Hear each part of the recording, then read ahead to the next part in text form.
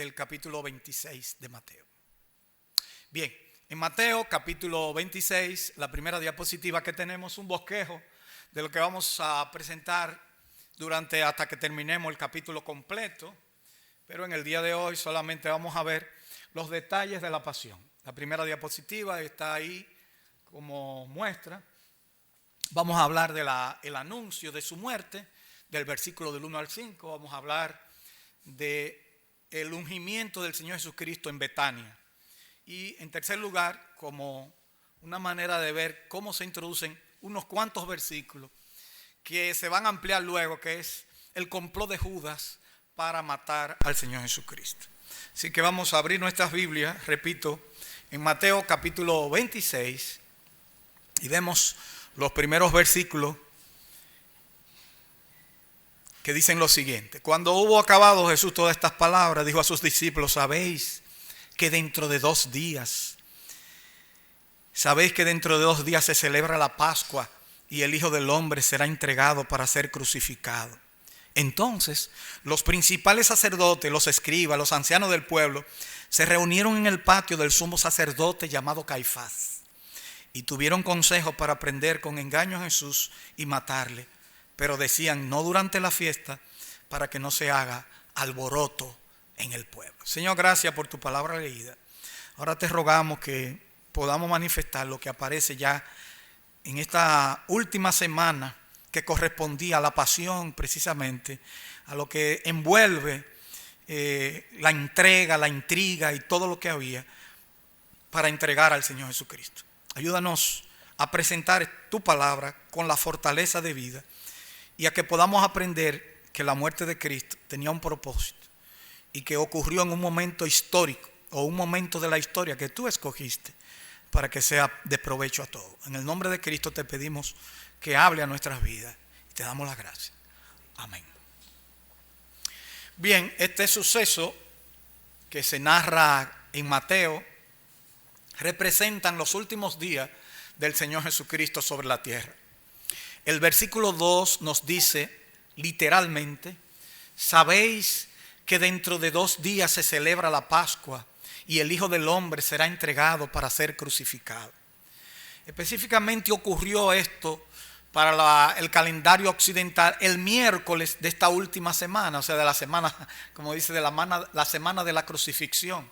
Esto sería el miércoles para nosotros, pero para un judío ya en la tardecita cambiaba y correspondería tal vez o martes para nosotros y miércoles para los judíos. Cuando le echamos un vistazo entonces a este capítulo, pensamos cuántos detalles hay en días cortos, cuántas cosas, cuántos relatos, cuánta situación que nos llama mucho la atención. El capítulo 26 de Mateo, si uno ve por ejemplo en Marcos, ve que más de la mitad del libro se narra la última semana.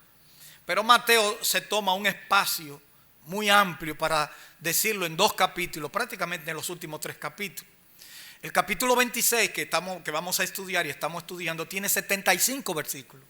Y el capítulo 27 tiene 66 versículos, 66. Lo cual significa que nos queda mucho material, que uno lo ve corto. Ya el capítulo 26. Mateo tiene 28 capítulos. ¿Ya acabamos Mateo?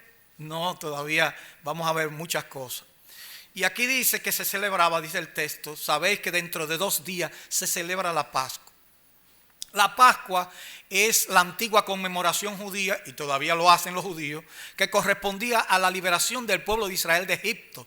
Ellos recuerdan hasta el día de hoy lo que el Señor hizo con ellos cuando los sacó. Esto está registrado en el libro de Éxodo, como ustedes saben, y era seguida a continuación de muchas fiestas.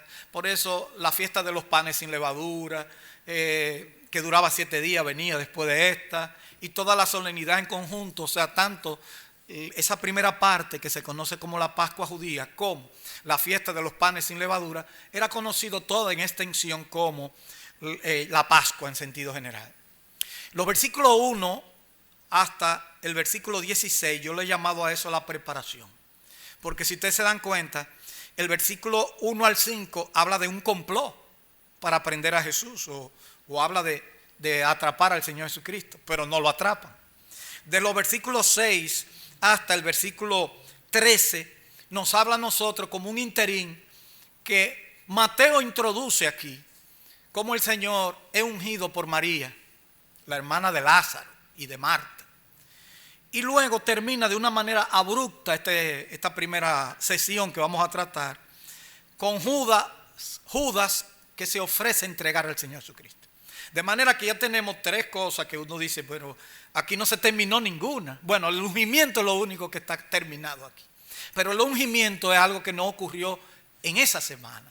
Y eso también es importante que lo veamos. Así que estas tres cosas las vamos a ver. Y en esta preparación, como se nota, que por un lado nuestro Señor está anunciando su muerte.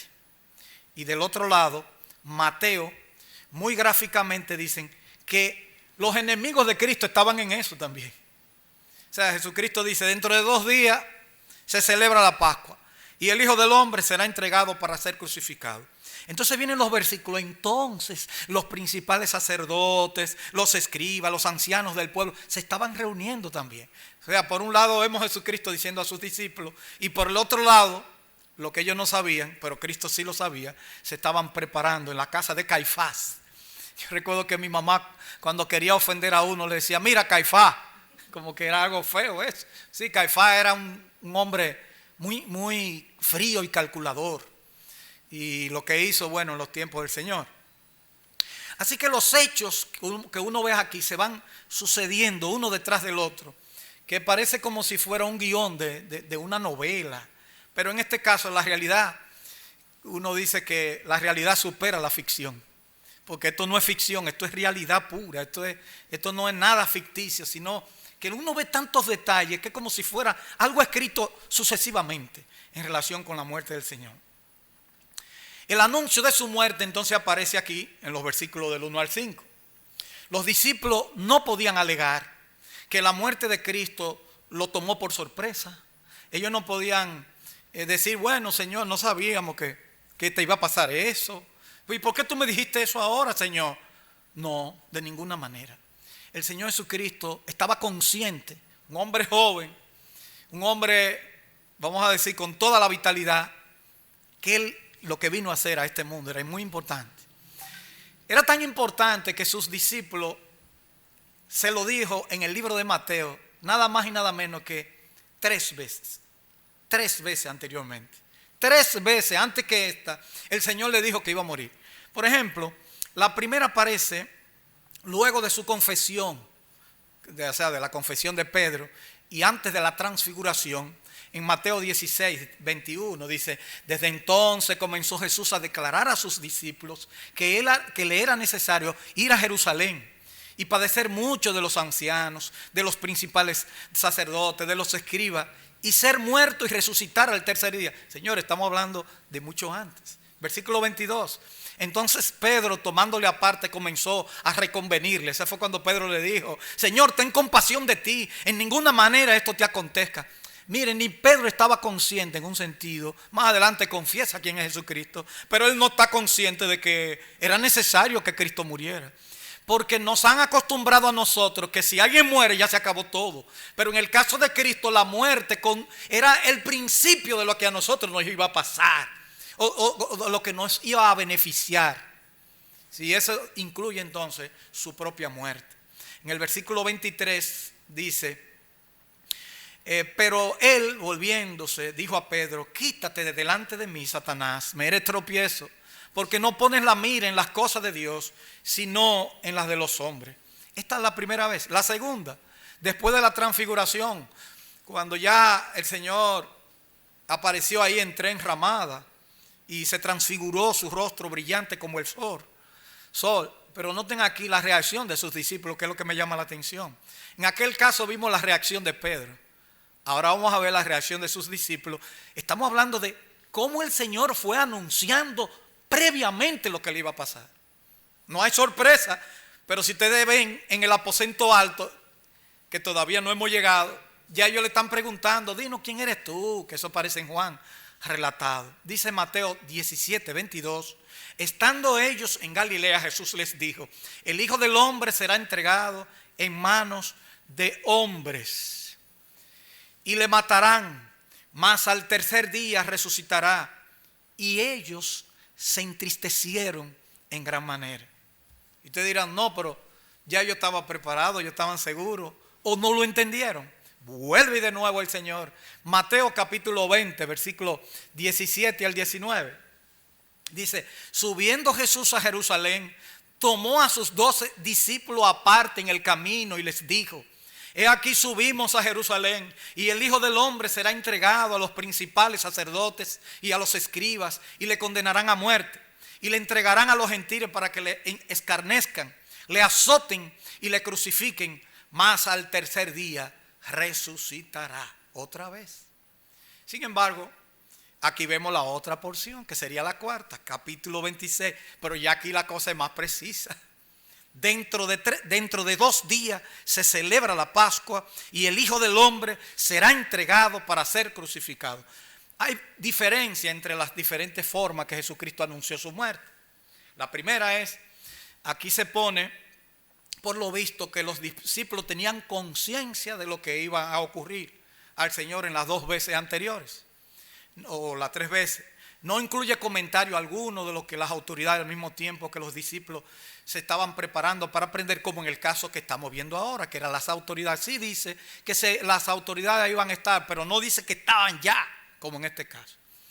En este caso, en el capítulo 26, se habla de un tiempo específico dentro de 2 días. Martes en la noche para nosotros, miércoles para los judíos, porque los judíos después que el sol se ocultaba ya era el otro día.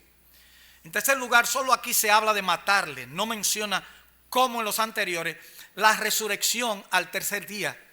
O sea que solamente menciona, me van a matar. En las otras veces el Señor Jesucristo habló de su resurrección. Otra cosa que vemos aquí es, en cuarto lugar, en este caso no hubo reacción alguna de los discípulos, quejas. El comentario de Mateo aquí se concentra en los enemigos. Por un lado vimos a Pedro, a los discípulos, a uno de ellos, pero aquí todo se queda un silencio tremendo. Y todavía no se habían reunido en el aposento, porque o sea que ellos no tenían guardado lo que iban a decirle. Luego, en cuarto lugar, aunque su planificación era no hacerlo durante la fiesta de la Pascua, o sea, entregar al Señor, dice el versículo 5 literalmente, pero decían, no durante la fiesta para que no se haga alboroto en el pueblo.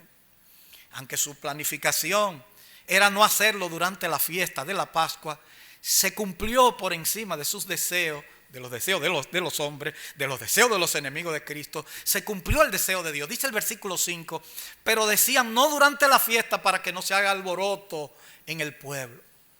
Ya lo había hecho en otras 3 ocasiones, se lo había dicho, pero en esta es mucho más preciso lo que le dice. ¿Qué aprendemos de esto? En primer lugar, debemos siempre tener claro que las cosas ocurren en el tiempo de Dios. Pablo nos declara en Gálatas capítulo 4, versículo 4. Es interesante porque Pablo lo pone como en el momento histórico. Dice que cuando vino el cumplimiento del tiempo, Dios envió a su Hijo, nacido de mujer y nacido bajo la ley. O sea, nació en el Imperio Romano, donde la comunicación estaban en el periodo más brillante del imperio, donde se conocía como la Pax Romana con X, donde los caminos estaban todos, la gente podía viajar de un lugar a otro para que se expandiera el evangelio. O sea que la verdad que el tiempo es de Dios. Y eso tenemos nosotros que tenerlo bien claro. Las palabras del Rey de Reyes y Señor de Señores se cumplirán siempre, aunque en el fondo no deja de ser una ironía que el dueño de todo se deje matar. Porque él pudo haber escogido otra forma. Y entonces la manera como lo hicieron, vamos a decir, con premeditación, con alevosía. Yo no soy abogado, pero me dicen a mí que no es lo mismo cuando usted en defensa propia le da a una gente o sin querer lo choca con un carro, que usted planear una muerte de otra persona. Esta gente planearon al Señor. Lo único que no le sale como ellos querían, sino como Dios quería. No en la fiesta como político pensar, no queremos alboroto, eso estaba lleno, estaba cerca la Pascua, venían gente de toda parte. Dice, ahora no, este no es el momento. Pero el Señor quería que tuviera la gente ahí, que fuera la fiesta importante, que vieran cuando Él fuera crucificado. Incluso por eso no lo pudieron dejar mucho tiempo, porque ya viene la celebración del sábado en ese tiempo y venía esa fiesta que arrancaba, y entonces ellos tuvieron que apresuradamente lo bajaron al Señor. En este caso de la cruz. Y es que así como se cumplió su nacimiento, también se cumplirá su voluntad en su muerte. Algunos estudiosos de la Biblia dicen que en el momento ahí, cuando Jesucristo va a la cruz, se cumplen en ese momento 33 profecías aproximadamente. O sea, ya cosas dichas anteriormente. En segundo lugar, ¿qué otra cosa vemos de este pasaje? Ya hemos visto que la soberanía, pero que Dios tiene el control para sus planes se cumplan. Y esto incluye los planes que tiene contigo también. No, uno dirá, wow, el Señor tiene, mira cómo se cumplió su voluntad, lo que Él dijo. Pero también se cumple lo que Él tiene para contigo y para conmigo. Los planes de Dios son perfectos. Aunque ellos decían no durante la fiesta, Jesucristo nos dice, en 2 días el Hijo del Hombre será entregado para ser crucificado. Ellos dicen, no, durante la fiesta. El Señor dijo, 2 días después voy para allá, voy a ser entregado. Así ocurrió. Y Él prometió que su muerte era necesaria para perdón de nuestros pecados. Y aquí nosotros tenemos que entender lo que significa la muerte de Cristo. Nosotros celebramos la muerte de Cristo, pero también celebramos su resurrección. O sea, la parte del evangelio en sí aparece en 1 Corintios capítulo 15. Dice, porque primeramente os he enseñado lo que asimismo recibí, que Cristo murió por nuestros pecados conforme a las Escrituras, y que fue sepultado y que resucitó al tercer día conforme a las Escrituras. Mire, si usted le dice eso a una gente que no sepa nada de Cristo, eso es el evangelio. Muchos musulmanes no entienden, ¿cómo que se murió, que lo matan? ¿Y qué es esto? Ellos no entienden tampoco lo otro de la resurrección. Para ellos Jesucristo fue un derrotado. Pero no se dan cuenta que dentro de la voluntad de Dios estaba que el justo pagara por los injustos. Cuando ustedes entonces ven la muerte de Cristo y cuando ustedes tienen el pan en la mano, recuerdan que la obra que Cristo hizo es una obra por mis pecados. Su muerte fue sustitución por mis pecados, para decirlo sencillamente. Da gracia entonces por la muerte de Cristo. Ahí donde está. Los que están escuchando por Zoom, den gracias por la muerte de Cristo. Duarte, nuestro patricio, lo entendió. ¿Sabe que Duarte dijo una frase? Él usó mucho la escritura. Yo recuerdo que yo oía gente que no sabían de la Biblia que decían que Duarte dijo, y conoceréis la verdad y la verdad os hará libre. No, lo que pasa es que Duarte leyó el evangelio, los evangelios. Incluso ese es el versículo que por ley se puso en la Biblia abierta en el escudo dominicano. Pero eso no lo dijo Duarte, eso está en el evangelio de Juan y lo dijo el Señor Jesucristo. Pero una cosa dijo Duarte, y sí esas palabras son de él. No es la cruz el símbolo de padecimiento, sino que es el símbolo o el signo de la redención. Se dio cuenta que la cruz no es simplemente porque Cristo murió ahí ya, sino porque la persona podía ser salva a través de la cruz. Duarte se dio cuenta. Se cree que Duarte entendió lo que significa el evangelio. Incluso los trinitarios, oigan la palabra, los trinitarios. El juramento era basado en la Trinidad de Dios. Y utilizaron la Trinidad como símbolo para esconder lo que significa la patria nuestra. Hay un versículo que tal vez nos dice algo más claro, que aparece en Hechos 2:23, que dice, hablando del Señor Jesucristo, miren esas palabras, las que están subrayadas, entregado por el determinado consejo, wow, oigan más, y anticipado conocimiento de Dios. O sea que la muerte de Cristo no fue, ay, me voy a matar. No, Jesucristo sabía.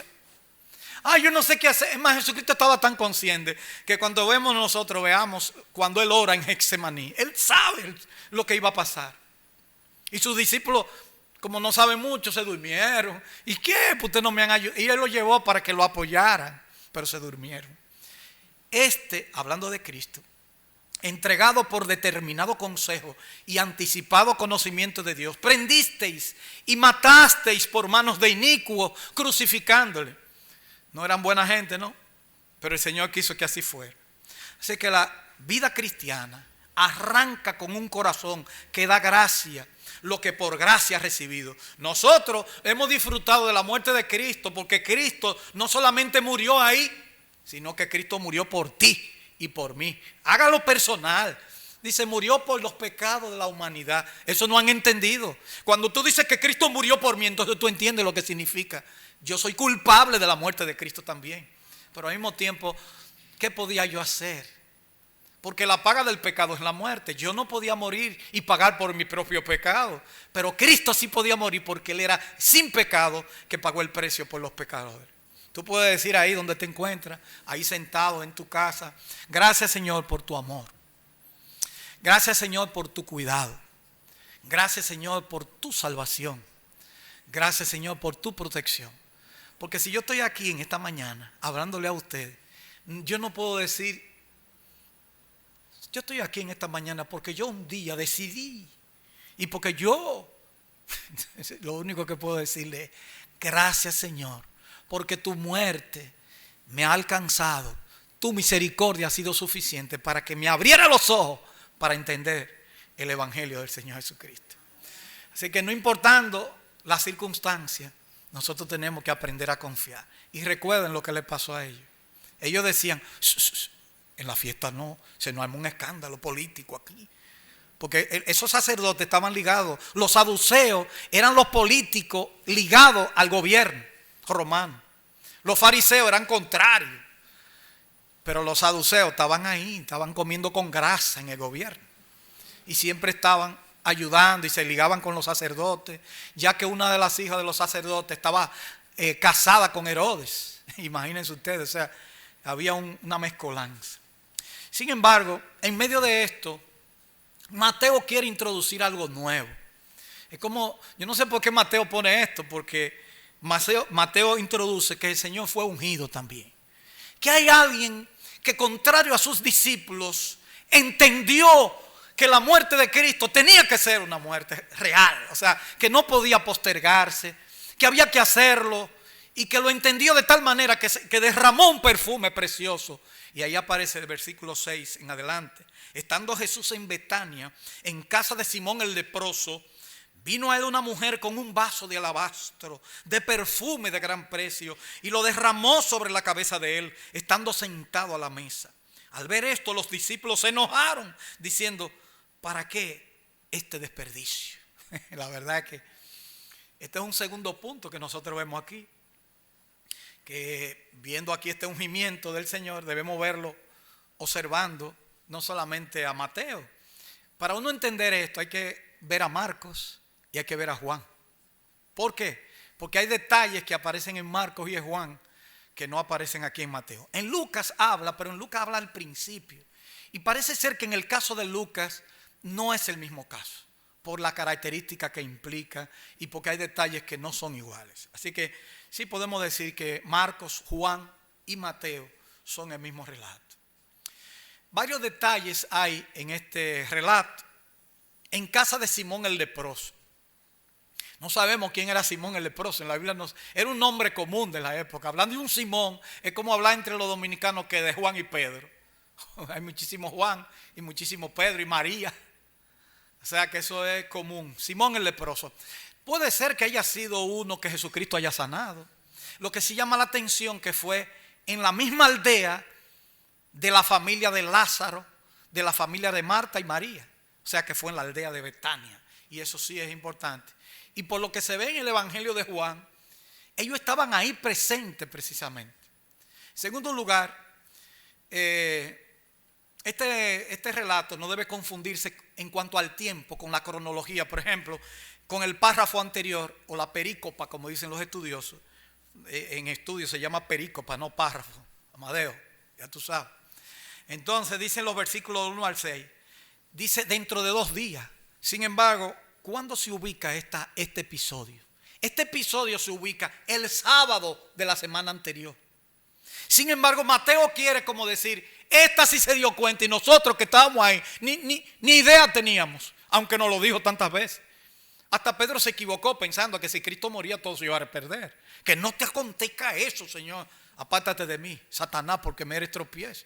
O sea, cosas que tantas veces que se lo avisó, pero esta señora, esta joven, no sé cómo era, qué edad tenía. Esta mujer se llamaba María, de Betania, sí entendió esto. En tercer lugar, aparece un perfume de gran precio. Que Marco dice claramente que costaba aproximadamente 300 denarios.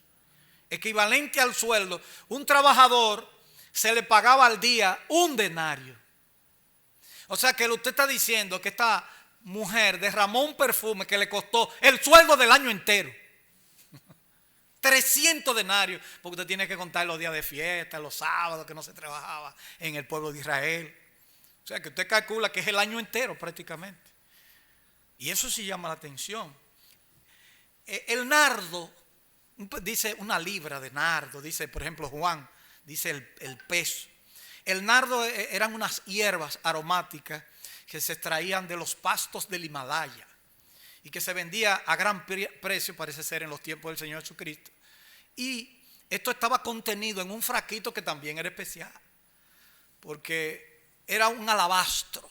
Un alabastro era un recipiente, porque no solamente ellos se preocupaban porque el perfume fuera bueno, sino también el detalle de que donde tuviera el perfume estuviera bien. Siempre ha sido así, yo no sé, lo que hacen perfume, si hacen unos detalles, y a veces dicen, los buenos perfumes vienen en frascos pequeños, y no sé qué, pero bueno. La verdad es que siempre ha existido los perfumes, en los tiempos del Señor Jesucristo, sí también. Y lo que llama la atención, el alabastro era un mármol fino que venía de Egipto, entonces se guardaba aquí. Incluso hay una canción de Steve Green que dice, un fino alabastro, que rompió un fino alabastro. Porque el alabastro estaba hecho de tal manera que usted lo destapaba y echaba una gotita. Pero ella lo derramó en el Señor, lo rompió. O sea que ni el alabastro iba a servir, porque si el perfume ya no estaba, ya no servía el alabastro. El Señor se merecía eso. ¿Cuál es la actitud de los discípulos? Dice el versículo 8, al ver esto los discípulos se enojaron diciendo, ¿para qué este desperdicio? Porque esto podría haberse vendido a gran precio, haberse dado a los pobres. Juan es un poquito más ácido. Que por cierto, un expresidente dominicano escribió un libro defendiendo a Judas. Todo el mundo lo conoce, el profesor Juan Bosch. El libro que él escribió se llama Judas el calumniado. Y el ejemplo que él toma a Juan, como que Juan le tenía envidia a Judas. Y lo que vemos en la Biblia no tiene nada que ver. Claro, un periodista de la Asamblea de los Hermanos, que por cierto tuvo que exiliarse por escribir ese libro, se llamaba, ya está con el Señor, Guido Félix, un corrector de estilo de la editorial evangélica Portavoz en Estados Unidos, hasta que murió, el hermano Guido Félix. Y don Guido Félix escribió un libro rebatiendo, diciéndole, el título del libro se llamaba El Judas de Bosch. El Judas de Bosch. Yo tengo ese libro, lo tengo en mis manos y lo leí. Eso vale la pena leerlo. La forma, porque Juan Bosch no era un teólogo, lógicamente, no dominaba esto. Porque Juan, cuando hace su comentario, el evangelio de Juan, el apóstol, dice que Judas dijo, ¿por qué no fue? Judas quien dice y hace la pregunta, ¿por qué no fue vendido este perfume y dado a los pobres? ¿Por qué no fue vendido por 300 denarios? Un tipo que sabía de números. Judas no era el tesorero porque era un loco viejo. Judas era el tesorero porque sabía calcular las cosas y sabía de números. Pero Juan hace un comentario que no aparece en otras partes. Dice, esto dijo Judas porque era ladrón y sustraía del dinero de la bolsa del Señor. O sea que lo de Judas no fue de que en el momento que se le metió en la cabeza, voy a negar al Señor Jesucristo. Sino que ya lo de él estaba cocinado. Y el Señor lo sabía. Cuando untaron con él en el pan, en el plato, el Señor le dijo que come conmigo. Pero los discípulos no entendieron lo que el Señor estaba diciendo. Más adelante que cuando escriben que se dan cuenta que fue lo que el Señor quiso decir. Porque uno dijeron, soy yo, Señor, soy yo. Y uno a uno se preguntaron. Y Judas, imagínense que fue, posiblemente no se preguntó. Así que por la narración de Juan se nota que quien hacía este trabajo de incitación, a mí me llama la atención que aquí dice que los discípulos, pero por Juan nos damos cuenta que parece como que el líder que comenzó a decir, ven acá, pero oye, hubiéramos repartido, porque parece ser que el Señor tenía un fondito para repartir al necesitado, y eso también nos da una lección también. Por eso también el comentario que él dice a los pobres, siempre lo tendréis con vosotros para hacerle un favor, pero a mí no siempre me tendréis. Así que en la narración de Juan se nota que hacía este trabajo, que quien hacía este trabajo de incitación era Judas Iscariote, que lo hace con una pregunta: ¿por qué no fue este perfume vendido por 300 denarios y dado a los pobres? Eso sí ya está bonito. Uno dirá, wow, este tipo sí tiene sensibilidad. Pero Juan dice por qué era que lo hacía realmente. Los demás evangelios, Mateo, Marcos, nos dejan ver que los demás discípulos también se sumaron y le hicieron, por así decirlo, como decimos ahora, le hicieron el coro a Judas. Le hicieron, sí, Judas, tiene razón. Siempre hay algunos. No crea que todo el que está con una causa justa esté en esto. Si no, vean todas las independencias de este país, de todos los países latinoamericanos. Vean, por ejemplo, uno de los que más me llama la atención, por ejemplo, es Máximo Gómez, que fue a Cuba, que lo vinieron a buscar. Lo vino a buscar José Martí. Y que entonces Martí le preguntó, ¿y qué tú quieres? ¿Con qué te vamos a pagar? Y dice, no, los hombres lo que pagan es con ingratitud. Lo único que te pido es que nunca te olvides de los míos, de nuestro país.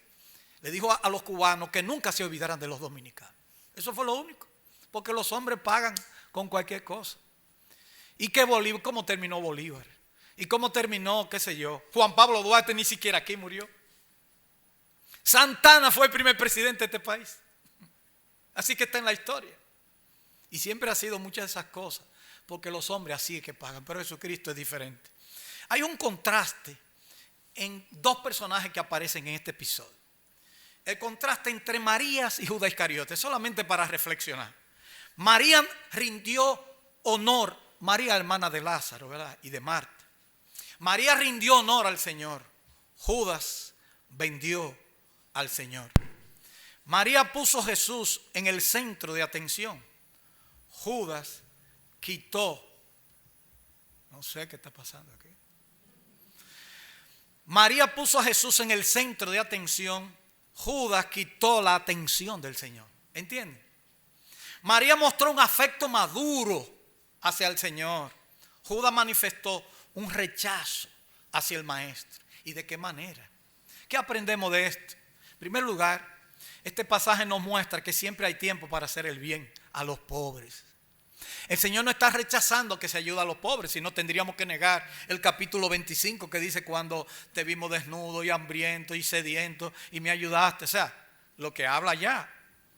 Pero la prioridad debe ser, la prioridad para toda persona que conoce al Señor Jesucristo debe ser la adoración de su Maestro.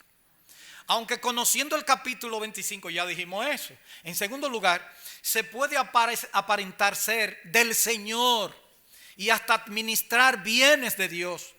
Pero eso no es garantía de que en realidad seamos de Cristo. Si ve a continuación de este párrafo, verá que después de que aquí Judas estaba negociando en cuanto vendía el perfume y en cuánto se iba a hacer, entonces después se estaba negociando en cuánto vendía el Maestro. Y esa es la otra porción, la otra perícopa o párrafo que tenemos más adelante. Adorar a Cristo significa no tener otra cosa, porque en este caso sería idolatría. Los bienes de este mundo no tienen que pararte. Hay 300 denarios. Hay personas que no se planifican ni siquiera en qué van a ofrendar para Dios. Planifíquese conforme haya prosperado, como Dios le dio. Nosotros no hablamos de dinero aquí en la iglesia. Nosotros no hablamos, pero no solamente es dinero. Ofrendar también significa tiempo para el Señor. Ore por lo suyo, ore por pan de vida, ore por los hermanos enfermos, ore, tenga corazón para todo esto. Eso significa que usted confía en el Señor. Los recursos son del Señor. El dinero es de Dios. A nosotros no va a preocupar eso. Otra cosa, el estar a los pies del Señor escuchándole, nos deja ver claramente cuáles son sus planes y propósitos. Dice el versículo 12, porque al derramar este perfume sobre mi cuerpo, lo ha hecho a fin de prepararme para la sepultura. Alguien dirá, pero ven acá, no fue que los pies que le cayó y después como que ungió con los cabellos, porque eso lo dice en otro de los pasajes. Porque lo rompió entero y le cayó en el cuerpo. Este versículo lo dice. Este versículo dice sobre mi cuerpo. O sea que no solamente se quedó en un lugar, ella valoró lo que significa estar con el Señor Jesucristo. Muchos de los que estaban con él no percibieron el alcance de la muerte de Cristo. Pero esta mujer sí se dio cuenta. Esto se revierte contra nosotros y nos deja ver dónde están nuestros anhelos. Cuando nosotros venimos a adorar a Dios, venimos así contentos diciendo: yo voy a adorar al Señor. Cuando nosotros sacamos tiempo para orar: Señor, yo soy el que necesito de ti. Hay personas que se han equivocado con el evangelio. Como uno le habla de Cristo, ellos piensan que Cristo está rogándole a ellos: ay, por favor, no me deje. Usted debería rogarle a Cristo que tenga misericordia de usted. Pero ellos lo ponen al revés, como que Cristo: ahora mismo estoy ocupado, Jesucristo, tengo mucho tiempo. Te equivoca. Tú eres que necesita al Señor Jesucristo. Bueno, esto se convierte o se revierte contra nosotros y nos deja ver dónde están nuestros anhelos, dónde está nuestro tesoro, dónde está nuestro tiempo, dónde está nuestra familia, dónde está lo que tenemos. Debemos preparar todo para ponerlo a los pies de Cristo, incluyendo lo que tenemos. Sea poco, sea mucho. Al Señor no le importa cuánto usted tiene. Al Señor lo que le importa es el corazón que usted tiene para Él. Cuando esa viuda pobre dio 2 blancas, eso no era nada comparado con todos los ricachones que echaron mucho, pero ellos echaban de lo que les sobraba. Pero esta echó todo su sustento. O sea, la comida le echó, confiando que el Señor le iba a suplir. Es un asunto de conciencia. Esta mujer rompió ese perfume. No podía ser criticada porque lo hizo de corazón para el Señor. Y ahí termina entonces con el versículo 14. Entonces uno de los 12, ese que estaba quejándose, ese que estaba diciendo que por qué no fue vendido y dado a los pobres, ese que estaba poniendo pero, dice: entonces uno de los 12, que se llamaba Judas Iscariote, fue a los principales sacerdotes y les dijo: ¿qué me queréis dar? Y yo os lo entregaré. Y ellos le asignaron 30 piezas de plata. Y desde entonces buscaba oportunidad para entregarle. Este pasaje que siguió a continuación del ungimiento de Jesús, yo me roto la cabeza pensando: ¿y por qué Mateo, por el Espíritu Santo, primero pone un anuncio, segundo un ungimiento que no tiene nada que ver, aparentemente? Yo creo que nos está dando una gran lección de comparación entre lo que era Judas y lo que era María. Eso es lo que está haciendo aquí. Y este pasaje, que todavía no está negando nada, pero se habló de un precio. Este pasaje entonces, que siguió a continuación del ungimiento de Jesús, con este perfume de nardo de mucho precio, parece que produjo en el corazón de Judas sus verdaderas intenciones, sus motivos. Noten la expresión del versículo 14. Entonces, eso llama la atención. Entonces, y eso conecta con lo que queremos decir, uno de los 12, que se llamaba Judas Iscariote, fue a los principales sacerdotes. María gastó todos sus ahorros para ungir a Cristo, mientras que Judas lo vendió por una bagatela.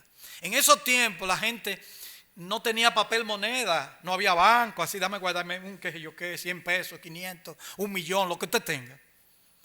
En aquellos tiempos lo que valían eran las cosas que usted tenía. Si tenía piedras preciosas, por eso los antiguos saben más de piedras preciosas que nosotros. Hablaban más de amatista, crisólito, berilo, que uno, onis, eso lo oye uno. Yo recuerdo que sí me lo tuve que aprender en un libro de 7º grado, que estaba esa piedra preciosa. Además de que fui a un museo una vez y compré una cajita llena de simulando a las piedras preciosas, para que no se me olvidara los colores que tiene. Coger una esmeralda con ese verde natural, coger esos colores brillantes de un diamante cuando le da la luz, son cosas que llaman poderosamente la atención. En realidad, aquí había un cumplimiento de la profecía. Dice Zacarías, porque al Señor aquí lo vendieron, ya se estaba hablando del precio, de 30 piezas de plata era el precio. ¿De quién? ¿Sabe cuánto costaba un esclavo? Un esclavo medio en malas condiciones, 30 piezas de plata. Al Señor lo vendieron por lo que costaba un esclavo, un disparate.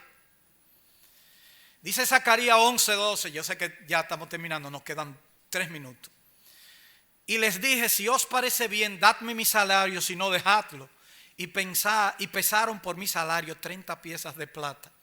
Y Zacarías, haciendo el papel del Mesías que vendría, como simulándolo, así habla en Zacarías 11:12, casi profetizando lo que, sin casi, profetizándolo. Y me dijo Jehová: échalo al tesoro, hermoso precio con que me ha apreciado. y tomé las 30 piezas de plata y la eché en la casa de Jehová el tesoro. ¿Qué hizo después Judas?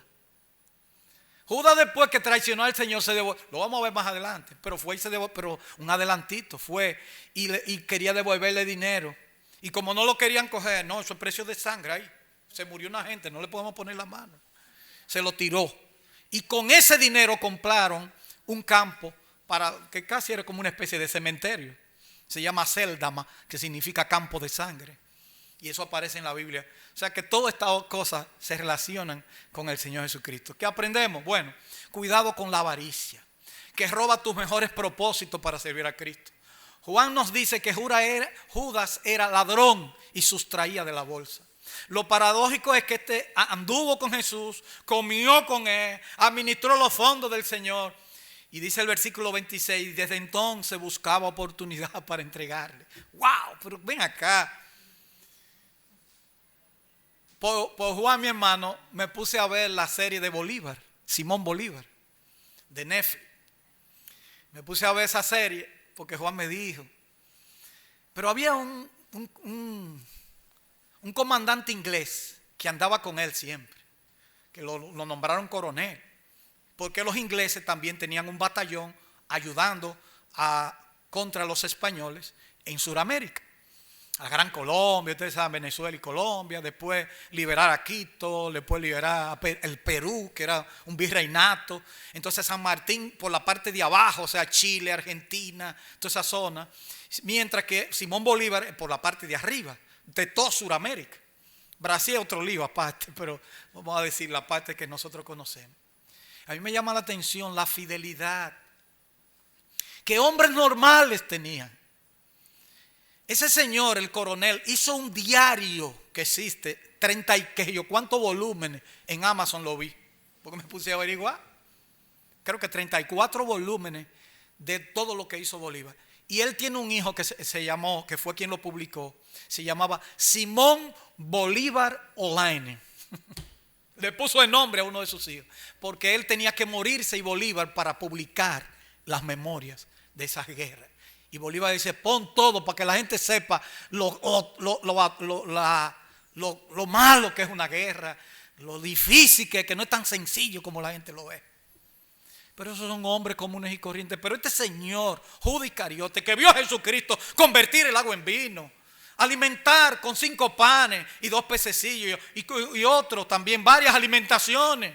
Anduvo con él, estaba ahí. Vio que Jesucristo era muy especial, que lo vio caminar sobre las aguas. Pero ¿y cómo es posible? Negó al Señor Jesucristo. Qué contraste, ¿verdad? Con un verdadero discípulo como era María y un falso como era la Judas. Este dio el sueldo de 1 año en un perfume, María. Vio su muerte como algo maravilloso. Judas vio una oportunidad de vender a Cristo por 30 piezas de plata. Precio de un esclavo. Una bagatela. Porque también ni siquiera, y al final sintió remordimiento, porque no es lo mismo sentir remordimiento que sentir arrepentimiento. Remordimiento a la gente hasta se mata, pero arrepentimiento quiere decir perdóname, yo lo he hecho mal. Y el remordido dice, ay, ¿para qué lo hice? Y va y se tira por allí. Pero no enfrenta a quien ofendió. En conclusión, aquí se inicia el final del libro de Mateo con escenas rápidas que lo llevan a la cruz, sabiendo él que nada de esto son pura sorpresa, sino que estaba en sus planes soberanos. El complot para matarlo va junto con el anuncio de que las autoridades también estaban planeando matarlo. Fue ungido en Betania por María, quien entendió el verdadero propósito de Cristo para este mundo malo. Judas se dejó usar para vender a su maestro y así pasar a la historia como uno de los que anduvo con él, pero que lo traicionó. Qué malo es Judas en nuestro juicio, ese sí es malo, ese es más malo que fulano. Sin embargo, ¿cuántas personas que dicen conocer al Señor Jesucristo, que dicen que andan con el Señor, están planeando con sus actos venderlo a diario, con lo que hacen, con lo que dejan de hacer? Porque hay lo que se llama pecado por omisión, porque el que sabe hacer lo bueno y no lo hace, le es pecado. Hay tiempo entonces para el arrepentimiento. No haga como Judas, que se ahorcó porque se sintió mal. Tiene que decirle, Señor, perdona mis pecados. Porque sería muy triste que usted se haya acomodado al mensaje del Evangelio, pero sin convicción, sobre todo, sin arrepentimiento. Dios tenga misericordia de todos aquellos que escuchan la palabra, que dicen andar con Cristo, pero no hacen lo que Cristo dice que tienen que hacer. Que el Señor nos libre de esa situación. Señor, gracias te damos por tu palabra. Gracias porque realmente es una gran lección en este pasaje. Es una lección para nuestras vidas. Señor, ayúdanos a ver en María un ejemplo de adoración, de cómo debe ser una adoración sincera, que tiene que influir en todo lo que nosotros somos o tenemos. Y no tener un corazón hipócrita como el de Judas y vendamos a nuestro Maestro. Guíenos, Señor, ahora a partir el pan y el vino que vamos a celebrar en este momento. Permite que podamos, con esta lectura de fondo, reflexionar sobre esto. En el nombre de Cristo.